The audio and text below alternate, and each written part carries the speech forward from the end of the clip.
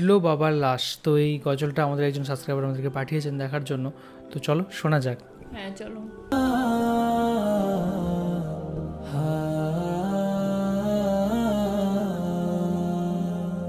দূর প্রবাসী থাকে বাবা, আসবে ঈদে বাড়ি। আমার জন্য আনবে জামা, মায়ের জন্য শাড়ি। দূর প্রবাসী থাকে বাবা, আসবে ঈদে বাড়ি।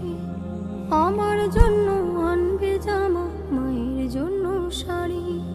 কিন্তু বাবা দিল আরে, ফিরল না আর আমার বাড়ি। কিন্তু বাবা দিল আরে, ফিরল না আর আমার বাড়ি। হলো সর্বনাশ, আমার বাবা ফিরল না আর ফিরল বাবার লাশ।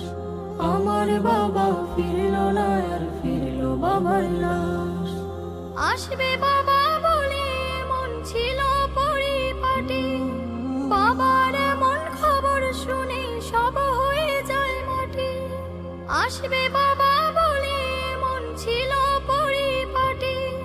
বাবার এমন খবর শুনে সব হয়ে যায় মাটি। কিসের খুশি কিসের ঈদ, ভেঙে গেছে মনের ভিত।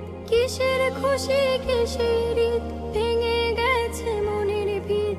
আধার চারিপাশ, আমার বাবা ফিরল না আর ফিরল বাবার লাশ। আমার বাবা ফিরল না আর ফিরল বাবার লাশ।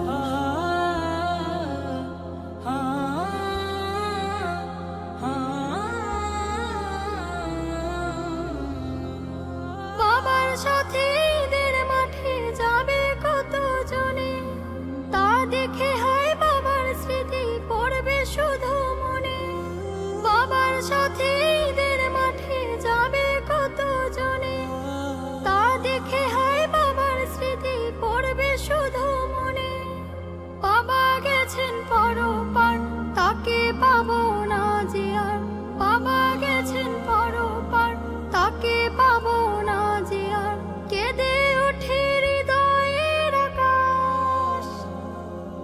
আমার বাবা ফিরল না আর ফিরল বাবার লাশ। আমার বাবা ফিরল না আর ফিরল বাবার লাশ। আমার বাবা ফিরল না আর ফিরল বাবার লাশ।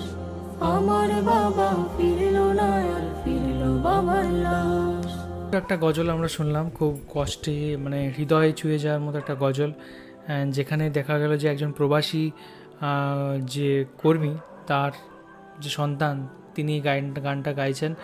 এবং ঈদে আসার কথা ছিল, তার নতুন জামা নিয়ে আসার কথা ছিল, মায়ের জন্য শাড়ি নিয়ে আসার কথা ছিল, কিন্তু তার পরিবর্তে সে লাশ হয়ে ফিরল।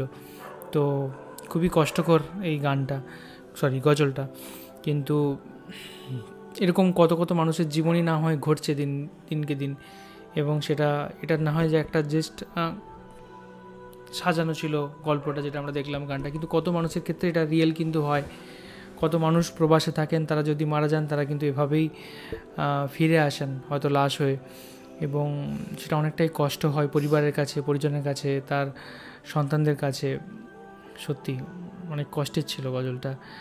অ্যান্ড প্রতিটা গজলের কথা আমরা যখন যে গজল শুনি, তার কথাগুলো সত্যি আমাদের খুব ভালো লাগে। অ্যান্ড সেই জন্যই আপনারাও রেকমেন্ড করেন শোনার জন্য। এটা কোনো ধর্মের বিষয় নয়, এটা জাস্ট মানুষের ভালোবাসা, ফিলিংসের বিষয়। এবং প্রত্যেকটা মানুষও যদি শোনেন, সবাইকারই ভালো লাগবে এই গজলগুলো। তো তোমার কি মনে হয়, কী বলবো বলো? হ্যাঁ, আমার এই গজলটা শুনে প্রচুর মনটা খারাপ হয়ে গেল। মানে সন্তান বাচ্চাটা কত আশা করেছিল যে তার বাবা জামা কাপড় নিয়ে আসবে, তারা ঈদে একসাথে মজা করবে, কত আশা করে বসেছিল। তারপর যখন এরকম খবর আসবে, তখন পুরো মরে যাওয়ার মতো বাবার লাশ আসছে, সেটা মানে কল্পনা করাও যায় না। এতটাই কষ্ট। আমারও এটা দেখে প্রচুর কষ্ট লাগলো। মানে এটা ভেতর থেকে অনুভব করতে পারলাম। সত্যি যখন নিজেদের আত্মীয়রা যখন মারা যায় কোথাও, আমরা একটা আশা করি যে সে আসবে, কত মজা করব, একসাথে ঘুরবো। তারপর যখন এরকম খবর শুনি, তখন পুরো নিজে মরে যাওয়ার মতো মনে হয়। যদি নিজে পৃথিবী ছেড়ে চলে যেতাম তাহলে ভালো তো এই কষ্টটা পেতে হতো না, সেই রকম অনেকটা। এটা দেখে প্রচুর আমার কষ্ট লাগলো। মানে এই যে গজলে যে কষ্টগুলো দেখানো হয় পুরো ভেতর থেকে পুরো অনুভব করা যায়।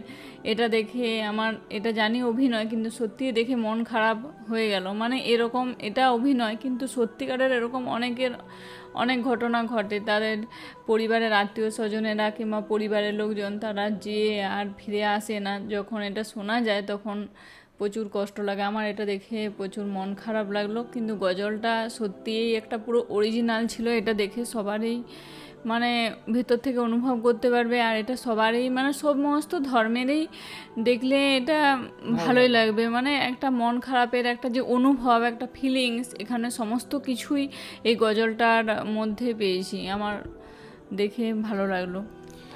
একদমই। তো এই ছিল আজকের video. Thank you so much video recommend করার জন্য আর দেখার জন্য। আর কোন ভিডিওর উপর আমরা রিয়েক্ট করতে পারি সেটা অবশ্যই কমেন্ট করে জানান। এখনকার মধ্যে পর্যন্তই, দেখা হবে আবার পরবর্তী ভিডিওতে। সবাই খুব ভালো থাকবেন, সুস্থ থাকবেন, দেখতে থাকবেন আমাদের চ্যানেল। টাটা।